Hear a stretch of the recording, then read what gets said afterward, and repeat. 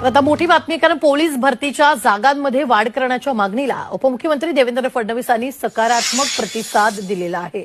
9,000 जागांमध्ये आणखी 3,000 जागा वाढवण्याची मागणी करण्यात आल्याचं आमदार राजेंद्र राऊत यांनी सांगितलं आहे। आचारसंहितेच्या आधीच पोलीस भरती प्रक्रिया पूर्ण करावी अशी ही मागणी आमदार राऊत यांनी केली आहे।